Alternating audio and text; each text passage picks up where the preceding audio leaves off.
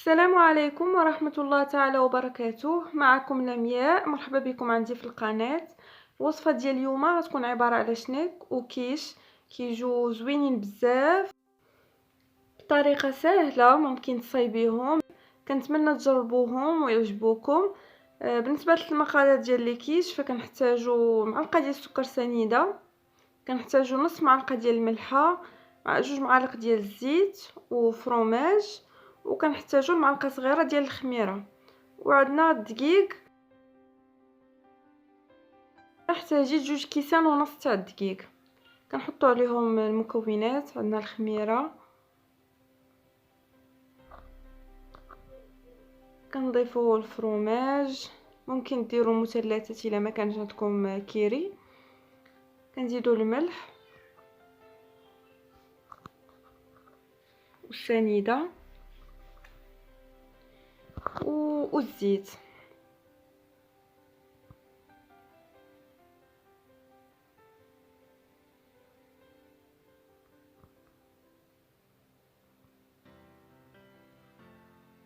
هنا خديت الزبده، قسمت قل من النص ديالها، وكنزيدوها المكونات، كنبقاو كنخلطو حتى كنرملوها مزيان، وكنبقاو نزيدو الماء حتى كتجمع لينا العجينه. هنا احتاجيت الكاس صغير ديال الماء. من بعد كنغطوا العجينه وكنديروها في الثلاجه وكنخلوها ترتاح، وكنوجدوا الشنيك اللي غادا نصايبو. فاحتاجيت لي نص معلقه ديال الملحه، 2 معالق ديال السنيده، بيضه، كاس ونص ديال الحليب، ومعلقه كبيره ديال الخميره العجينه، و2 معالق ديال الزيت. اول حاجه كنديرو نص كاس ديال الحليب، كنزيدو عليه الخميره و2 معالق ديال السنيده،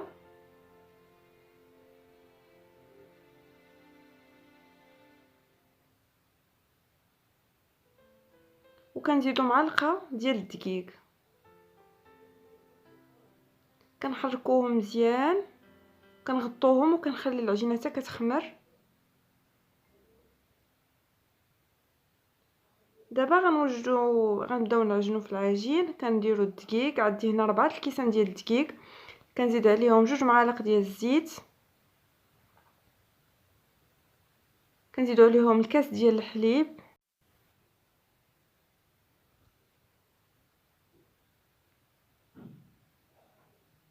كنزيدو البياض ديال البيض والصفار كنخلوه حتى كندهنو به من بعد.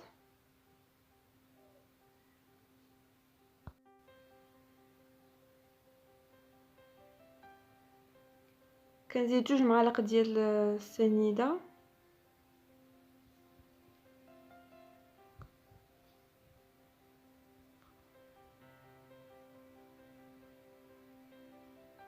ونص معلقه ديال الملحه. كنزيدو الخليط اللي كنا صايبنا في الاول من بعد ما اختمر كيف تيبان لكم.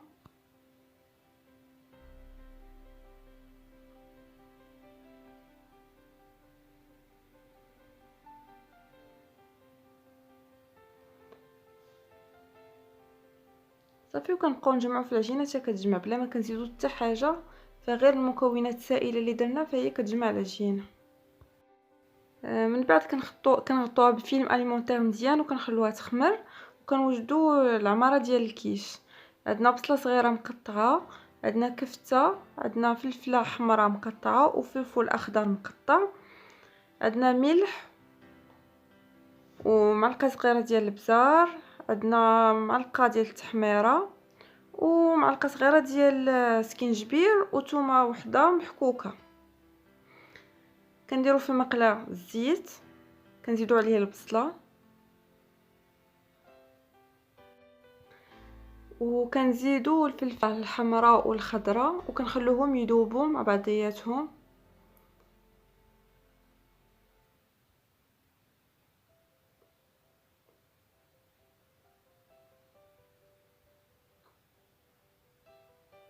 حتى كتبان لينا الفلفله هكا دبلات شويه، اللي فاش كنزيدو عليها الكفته والتوابل اللي قلنا.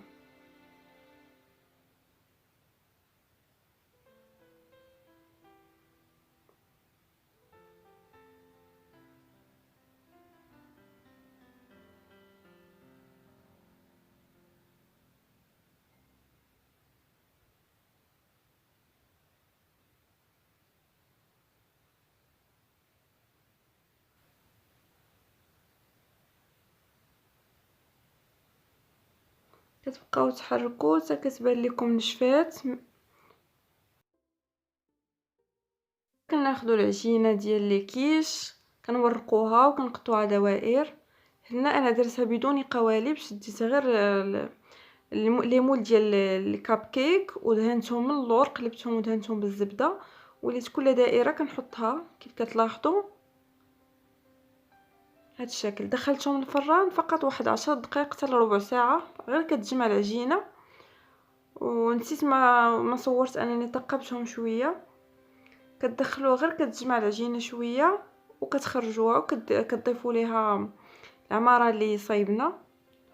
بالنسبه لاباغي اللي كتديروا فوق من هاد لي كيش، فانا درت 2 بيضات، زدت عليهم شويه الملح، دانون طبيعي، وزدت نص خماره الحلوى اللي كانت بقات ليا،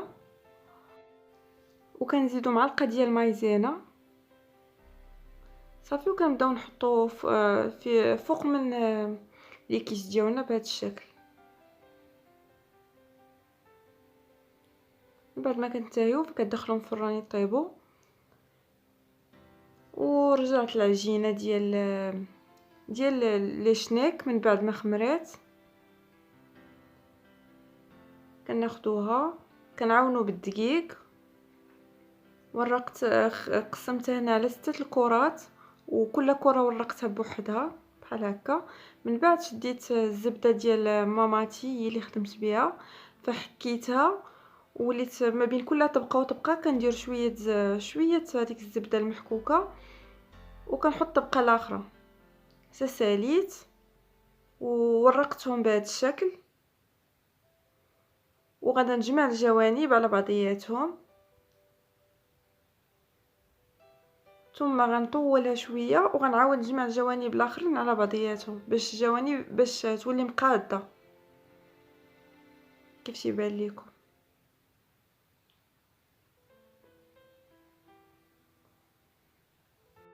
ارتاحت واحد شويه، من بعد ورقتها على سطح العمل كامله رقيقه كيف تيبان لكم. هنا صايبت لا كريم باتيسير عاديه، طريقه عاديه صايبتها، درتها في الثلاجه حتى بردات مزيان وتجمعات. من بعد كنسرحها على هاد العجينه، وكنزيدو شويه الزبيب صافي، وكنبداو نروليو فيها بهذا الشكل.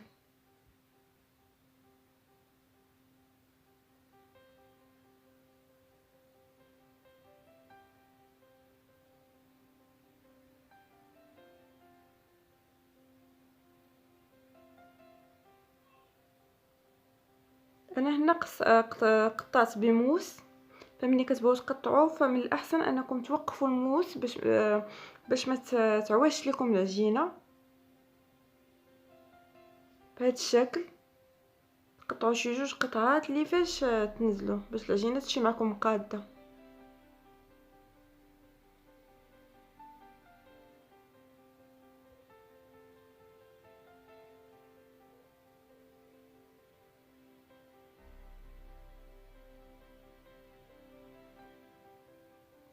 من بعد ما ساليت الكميه كامله اللي عندي، فكنخليهم فقط يرتاحوا واحد 10 دقائق حتى لربع ساعه، وكندخلوهم للفران على درجه حراره معتدله باش ما يتحرقوش.